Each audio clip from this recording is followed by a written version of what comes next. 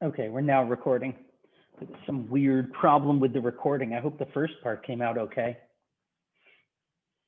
If not, all those poor, poor people who didn't come to class. I don't even know who's in this class anymore.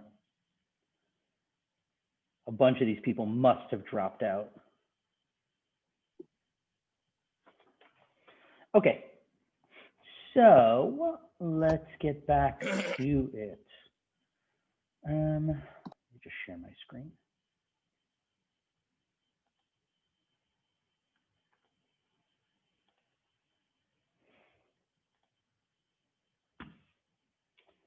Okay, so let's keep going. Next case. There was a guy who was murdered, and his family put an advertisement in the paper, and it said, "We will offer a reward for any information about his murder." The police questioned a lot of people, and one person actually had really good information to tell the police. But they didn't know there was a reward. So after they told the police their information, later they found out that there was a reward, and he sued to get the money. Is there a unilateral contract? Let me make sure I'm recording. Yes. Is there a unilateral contract? What do you think? Florian, you say no, why not? I think, as you said, in a contract, both people or both parts have to agree. Good. There has to be some sort of meeting of the minds, mutual assent. I make a promise to you, you make a promise to me. What was the promise that the family made to anyone with information? Reward, maybe Okay. money price. Good. So the family said, if anybody has information, we'll give them money. That was their promise. And in order to accept this promise, you need to give information. So as soon as someone gives information, but then isn't this just like the case with the medicine? As soon as you take the medicine, you've accepted the contract. What's the difference between the medicine case and this case?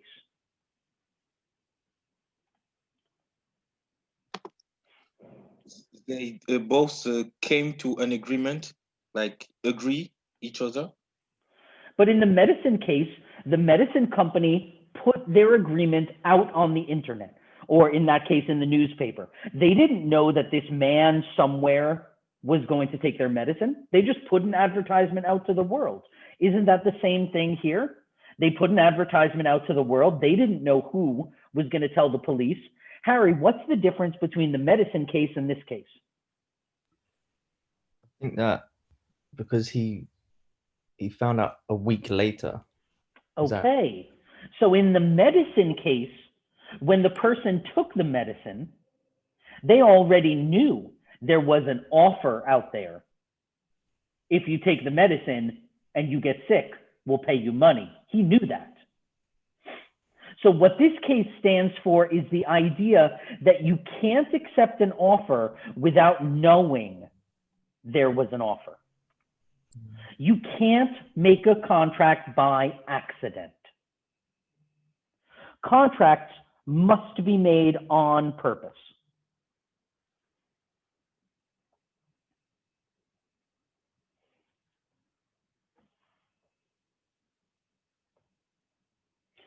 Sorry.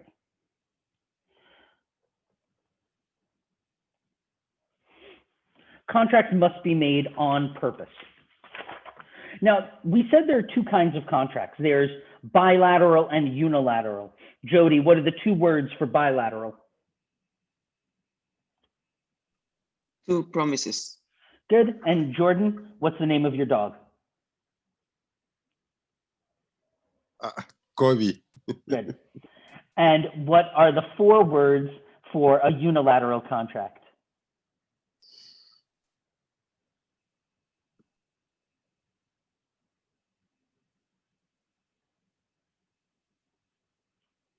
Anybody?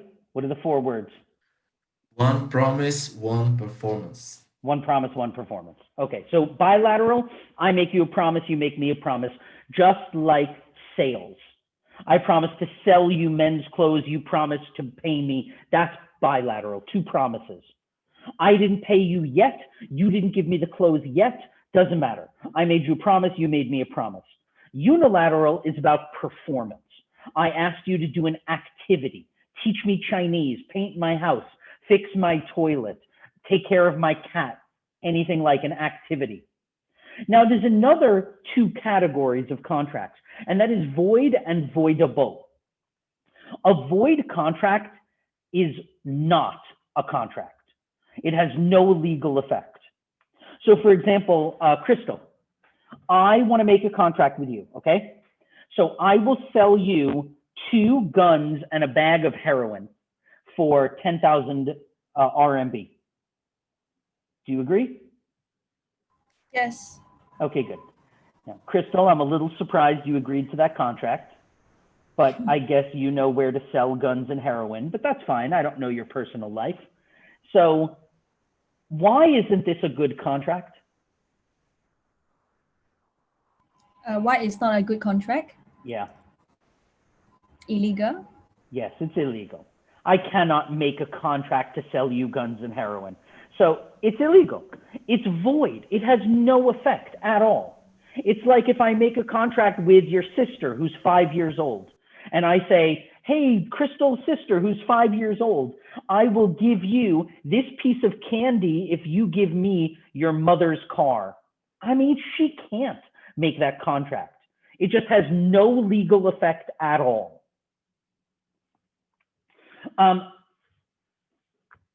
Yeah, but what we see Sorry, sir. more is, sorry? Does it mean like she's underage?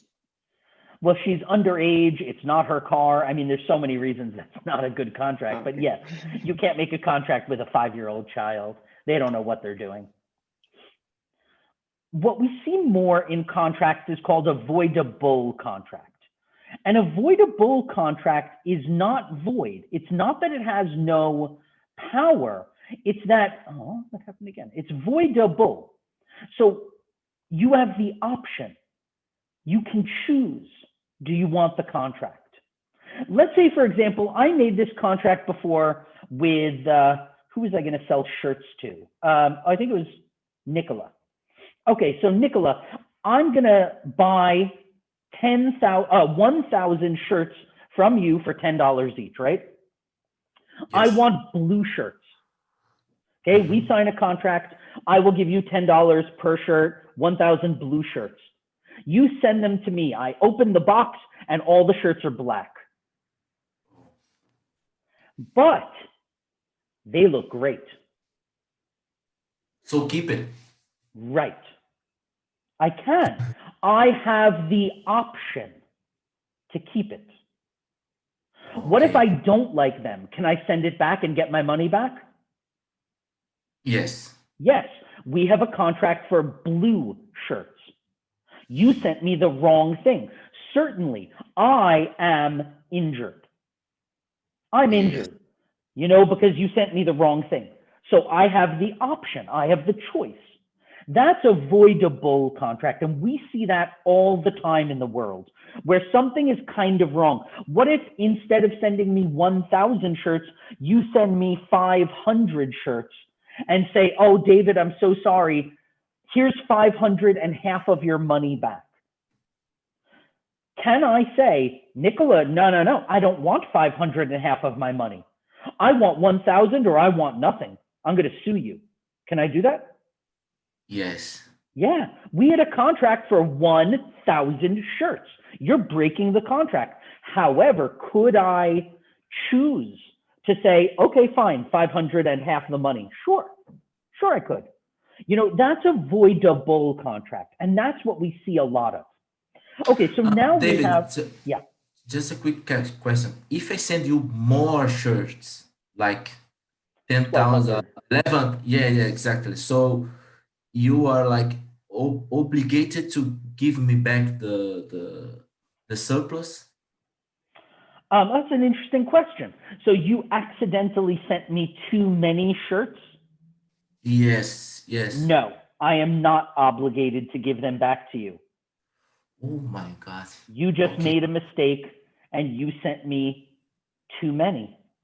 There is a problem. If he sends you less by the same mistake, he's obligated, right? Sure, because we have a contract for 1,000 shirts. If he sends me 1,200 shirts, did he send me 1,000 shirts? No. If he sells you Wait. one, Did he send me 1,000 shirts? no, he didn't. He did not. What? How? Sir, I have a question. One question here. Wait, what? I don't understand. What? How many is 1,200? Huh? He sent me 1,200 shirts, right? Mm. Now, let's say I take 200 of those Mm-hmm. and I put them in the back. Mm-hmm. Did he sell me 1,000 shirts? Do I have 1,000 shirts? Oh, I see what you mean. Okay, if it exceeds, okay. But the contract it must be like the point. If it exceeds, it's okay. If it's less, it's not okay. But both Right. numbers are not the same, basically. Oh, absolutely, because he had a contract to send me 1,000, and he did, but he sent me more. I would just call him and say, "Hey, man, thanks." Sir, Yes, Jordan. there is another question about this. What Nicola just said. It happened in the bank. Sometimes the bank send money to somebody else. Okay, it's true. When the bank makes a clerical mistake, let's say the bank sends you $100,000 and they should only send you 10,000. Usually, you cannot keep that money.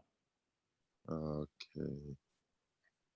This never happened to me personally. I would love. Never happened to me too. Yeah, but No, yeah, but this you this is can't- kind of different thing because like if they give you like $1,000, so you have nothing. You go out, have dinner and so on, and had a lot, buy gifts for everyone. So you can spend the money because okay, it's not mine, but I don't know. There were games, so I will expand. You Okay, don't but know, the problem but was you didn't make a contract with the bank. The bank made a mistake. You don't have a business contract with the bank. They just made a mistake. Let's say, let me change the example a little. Nicola, you and I have a contract for 1,000 shirts for $10 per shirt, right? Mhm. Now, I send you this contract on email.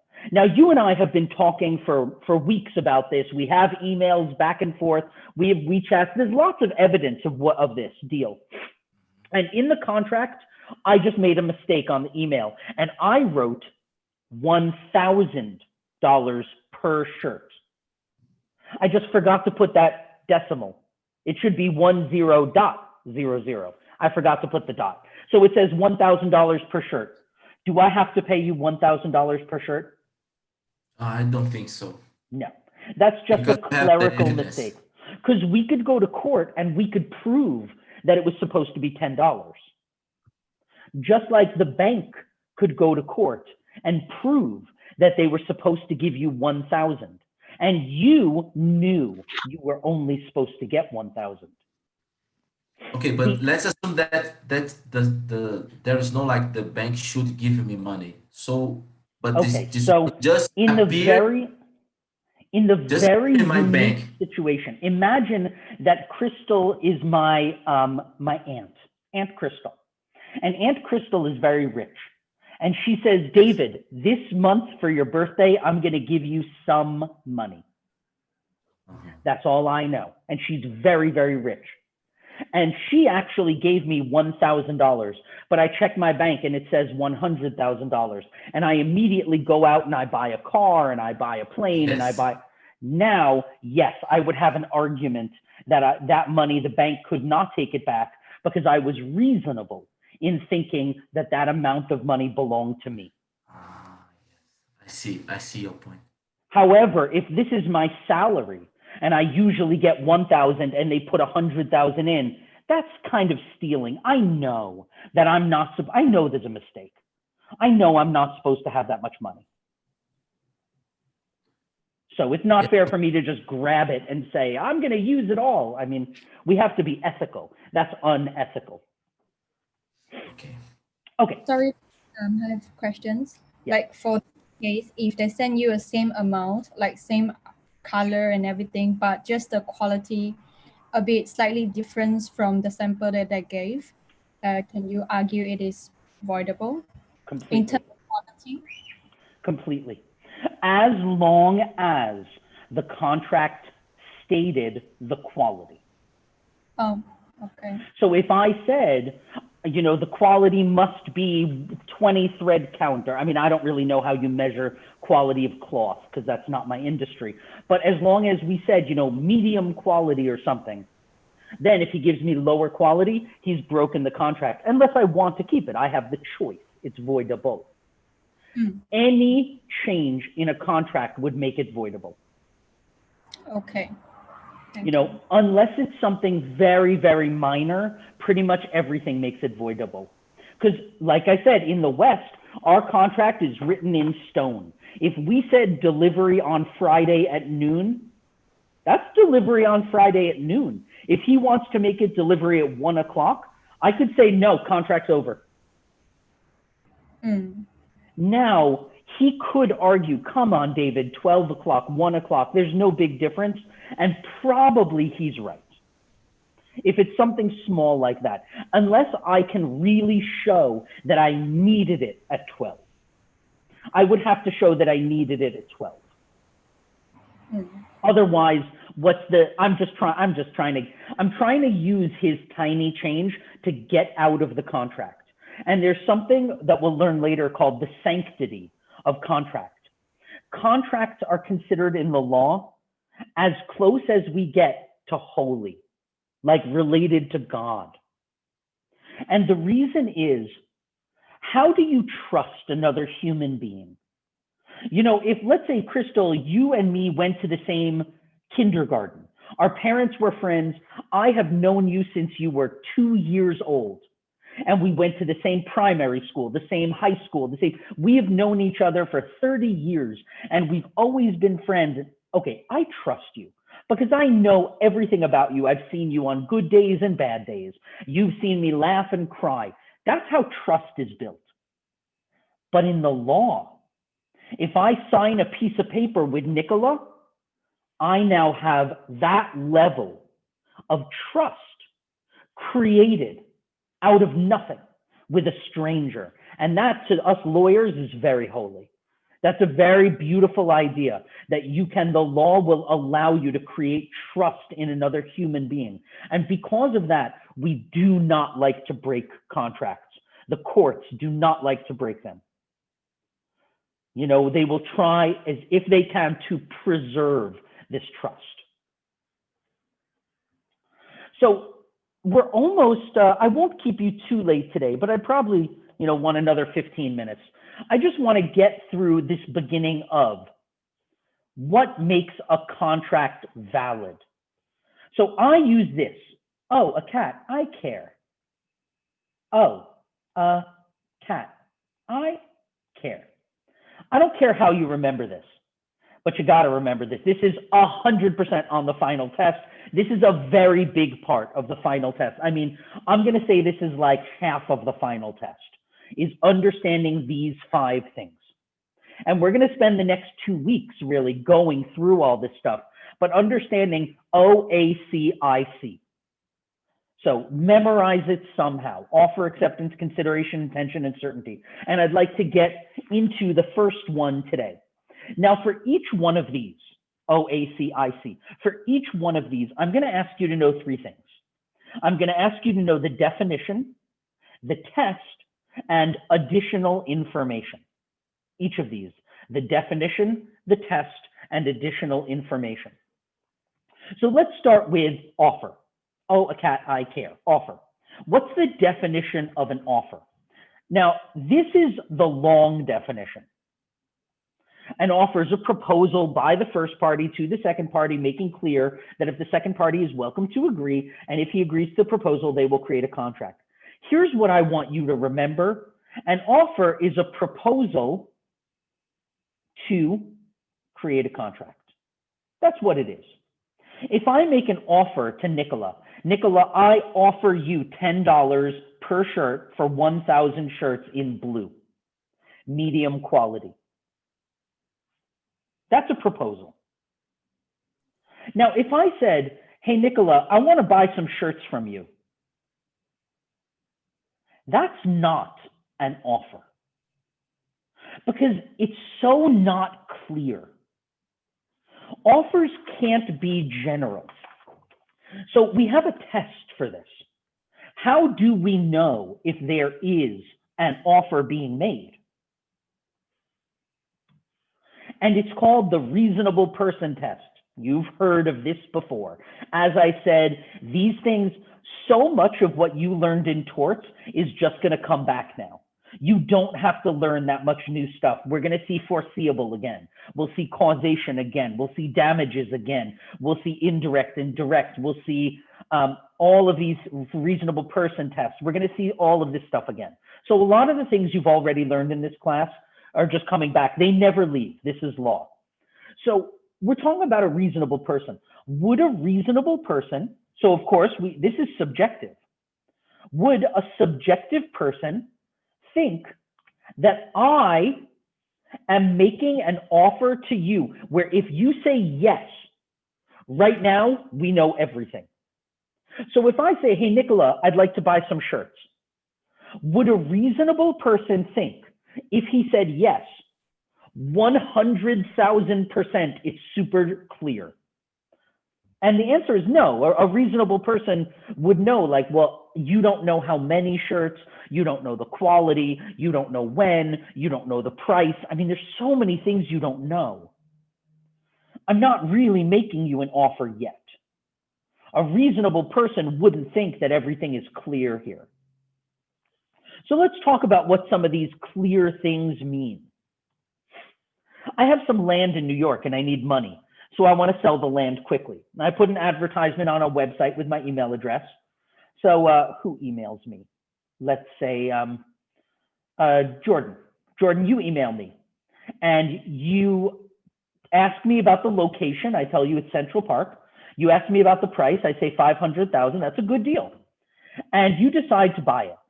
So you email me and I say, oh, Jordan, man, I'm so sorry. I already sold it to someone else. So Jordan, you sue me in court and you say that I made an offer to you to buy this land in Central Park for $500,000. Did I make you an offer? No. No. Good. Why not? Because you just ask for inquiry. Good. I told you the location. I told you the price. But did I make it clear, Jordan, that I made an offer to you and no one else? No. You just ask me, but Yeah, I just told you the location and the price. Maybe I told that information to Florian also, and Harry also, and Rodrigo also. You don't know. yeah. And so this gives us something called the fixed purpose test. And the fixed purpose test says, does the reasonable person know that the offer was made to him and only him? Now, it's possible, like in the case with the medicine, it's possible to make an offer to the whole world. That is possible. But I didn't make that kind of offer. I just told you the place and the price. I could have made I could have given that same information to 1,000 people. So the fixed purpose test, do you know the seller intends to make an offer? Is it a final offer? And this wasn't a final offer. So there's no offer yet. Let's look at another example.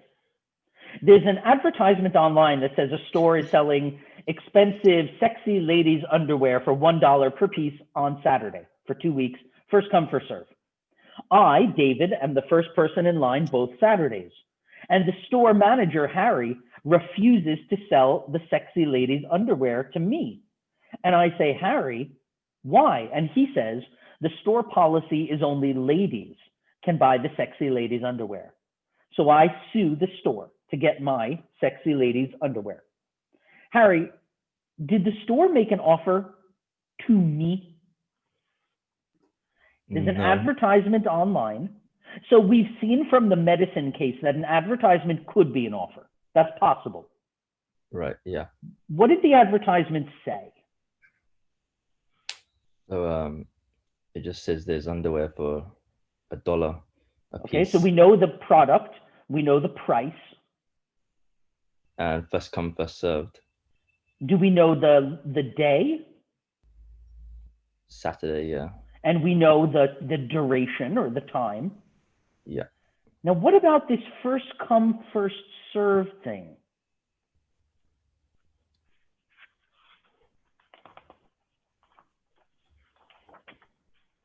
Does it say only women could buy this underwear? No, it doesn't specify No. women. Could you have put that in the advertisement? Yes. You could have, But he didn't. but you didn't. Was I the first person to come?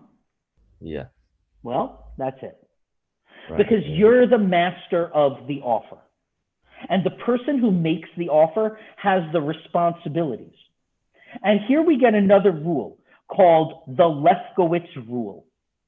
The Lefkowitz rule says, so everything we've learned right now, you need for the final exam. The definition of an offer.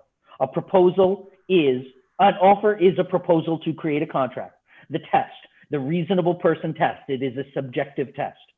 The fixed purpose test, which comes from the last case we just did, Lonergan v. Skolnick. You don't need to know the name of the case, but the fixed purpose test. And here, the Lefkowitz rule. An offer must be clear, definite, and precise. And that means 100% clear. Not a little bit clear, 100%. The day, the time, the place, who can buy it? Everything has to be clear. So to review, what do we have so far? So far, we have a definition. Offer is a proposal that makes it clear that if you agree, there's a contract. So we have a definition of an offer. We have the Lefkowitz rule. An offer must be clear, definite, and precise. 100% clear. Whoever makes the offer has the responsibility to do this. We also have the test, the reasonable person test, and we also have the fixed purpose test. So really, we have two tests, right? We have the reasonable person test, and we have the fixed purpose test. Two tests. Now, sometimes things are not an offer. If it's not an offer and you can't accept it, then what is it? It is called an invitation to treat. And that the definition is an offer to make an offer. If I say, hey, Junpyo, I want to buy your bicycle. How much is your bicycle? And Junpyo, you say, well, you know, I don't know. I think like, you know, somewhere around 500 RMB, but I'm not sure. Can I take out 500 RMB now and say, I accept? No, you can't, Why not? because I haven't gave you an offer yet. Correct. What did you give me? I just gave you the price of my bicycle. Yeah, you gave me some information. I asked you for information, you gave me the information. What did I just do? When I took out that $500 and said, I'll buy it, what did I just do? You just try to make a contract, maybe? What did I make? A promise. An offer. I just made you an offer. So when you told me it was around 500 RMB, that was an offer. You offered me to make you an offer. If you said, David, I'm not selling this bicycle. It was my grandfather's bicycle. I love it. I'm never selling it. Okay. But you said, well, I think I might sell it. You have invited me to treat. In the law, treat means negotiate. You've invited me to negotiate. It doesn't mean we have a contract yet, but I have been invited. I have an invitation to treat. And so I have made you an offer. Now you could accept that offer. So an invitation to treat is not an offer. Now, what about if I go to, let's say, Ploy, you have a store. Okay, Ploy, you have a shoe store. You sell men's and women's shoes. And I go into the shoe store and you have a pair of shoes, Nike sneakers, and it says 1,000 RMB. Is that an offer? Yes. What if I take the shoes to the front? So Ploy, you're standing at the front at the counter, and I bring the shoes to you, and I say, okay, I'd like to buy these. And you say, oh, we have a discount today. Those shoes are 20% off. Is that possible that you could say that? Yes, it is possible. And that happens sometimes, right? So, was the price 1,000 RMB? If the price says like before, like example, before 1,000, after blah, blah, blah, or maybe before the price is over. It just says 1,000 RMB. But I brought it to the front and you said, 1,000? it just says 1,000. But I brought it to the front and you said, today there's a discount. I assume it would be cheaper. Right, but that's okay, right? That you give me a discount? Yes, Okay. because the price it says is 1,000 and I accept it. That means like I'm okay with the price. If I get it cheaper, then I'll be totally Wait, fine. you own the store. Let's be clear here. It's your store. Oh, it's my store. Yeah, it's your store. I'm the customer. Oh, okay.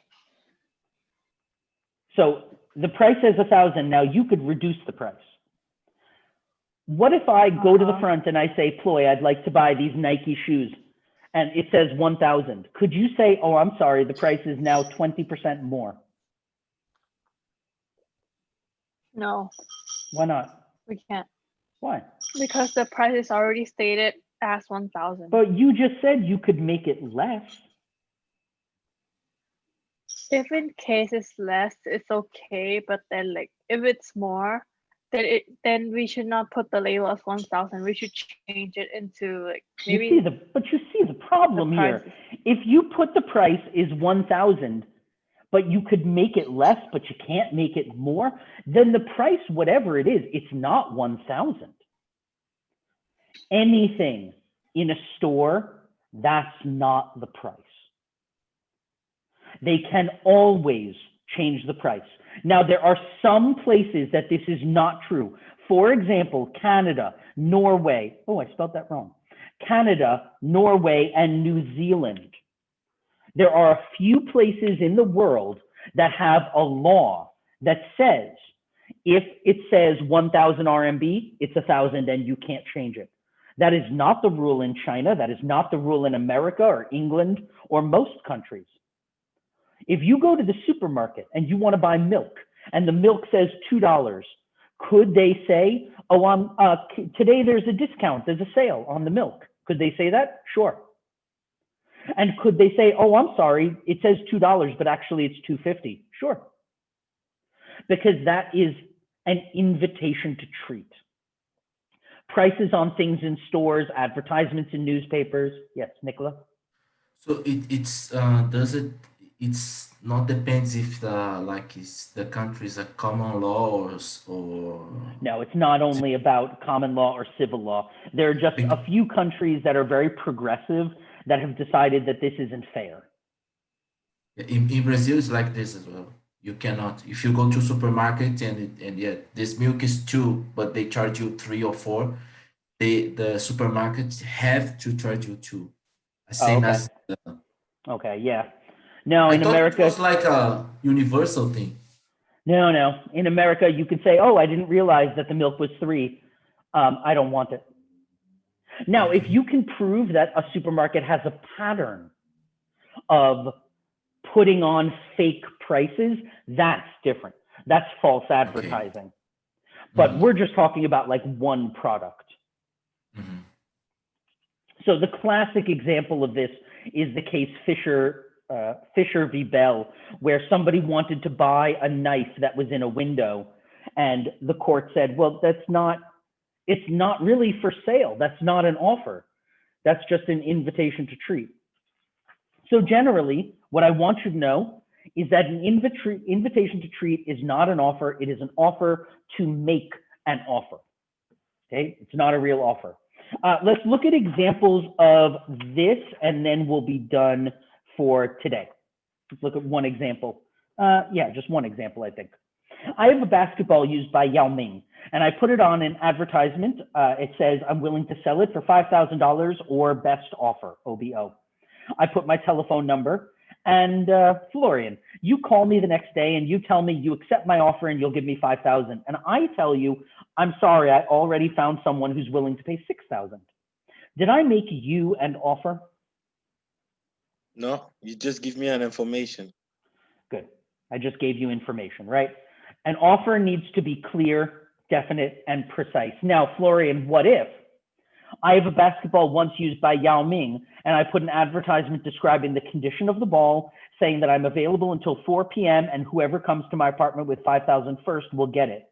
You come with $5,000 and I refuse because I want to see if somebody will give me more. Now, did I make you an offer? No, you just refused my offer.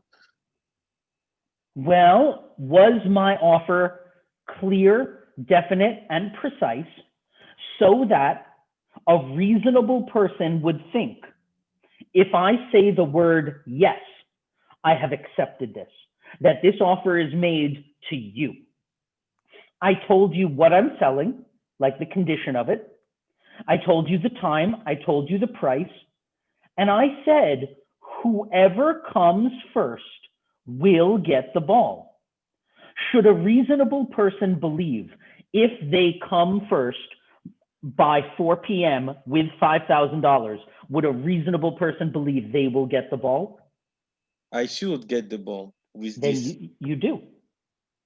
But This is a clear offer. you say if sir. someone came after me or at the same time with more, you want to know. I said, whoever comes to my apartment with $5,000 first. That's what I said. Okay. A reasonable person could believe if you were first with $5,000, you get the ball. Then I get the ball. Mr. David, Yes. what if the incident like this, when you come to the apartment and then the ball is gone? How? So I mean, that like, means yeah, somebody else the owner came first? doesn't have the. No. The owner doesn't have the ball anymore. I mean, like the ball is gone somewhere. Well, I don't know where. Explain. Explain I mean, to like, me where it is. I mean, like the customer. Yeah, I mean the Like customer. it's in a came- black hole? No. Did I you mean, eat like the ball? What No, I mean, happened like, to maybe- the ball? maybe he lost it somewhere. What? But It some, was in his apartment. What do you mean he lost it somewhere? he lost it somewhere, and then the customer came and he said, The "Oh, I'm most sorry, I vague didn't." thing. Okay. Okay. So can Look, he? wait, let me can give he you a better example. sue? I put this in advertisement in the newspaper. And then the day before, I put it in today. And tomorrow morning, I'm Yeah. playing with the ball and it flies accidentally out the window and a truck runs over the ball. Okay? Yes. Now, Yeah. Florian comes to my apartment at 3:00 p.m. And I say the ball is gone. And he says, how? And I said, this morning it fell out the window and a truck hit the ball. And now it's here. This is the ball. Okay. There's no ball. And that's how. I mean, like, can Florian sue you or not? No, because now I have made an offer to sell him something that doesn't exist. You can't sell somebody something that doesn't exist. That's like making a contract for a unicorn. It doesn't exist. I can't sell him the ball. There is no ball. But if the person actually give you the money for the you made an offer, offer accepted, contract signing, money given. Now I can sue you, right? Oh, definitely. Okay. Yeah, I mean, if you paid me the money for this ball already, like on eBay or on, Amazon, well, maybe I shouldn't have been playing with the ball with the window open this morning. Sure, you can sue me now. That was your ball. At the moment we signed the contract, that ball belonged to you. Okay. But in this case, it was whoever comes first. You came, but there was no more ball. Mhm. So the exception here is only like if the ball is there, it should be Florian's ball. Yes. When Florian came the first. Okay. Yes, I So if cannot the ball, refuse. something happens to the ball, yeah. I cannot refuse to give it to him as long as I have it. But in your example, where I guess an alien came and took the ball or something, then I can't give it to him because it doesn't exist.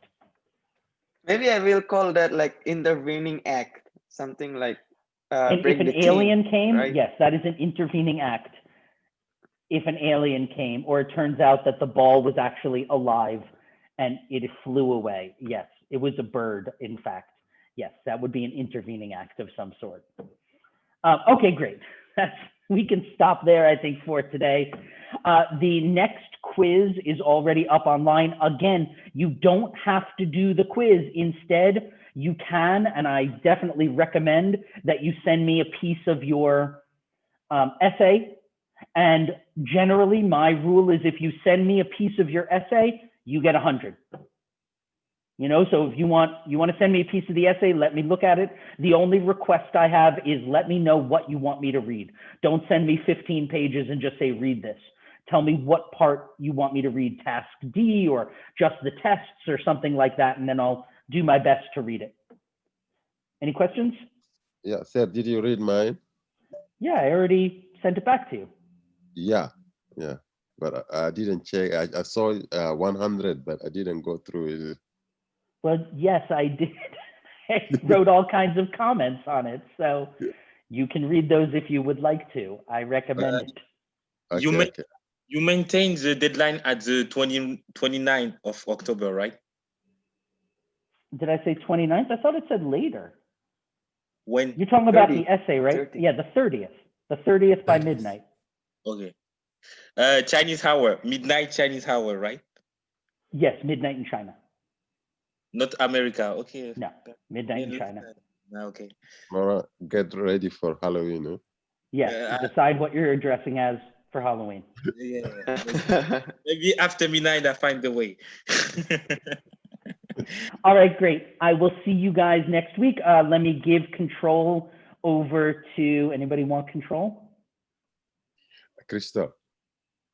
Crystal? Crystal wants control? Okay, great. Crystal gets control.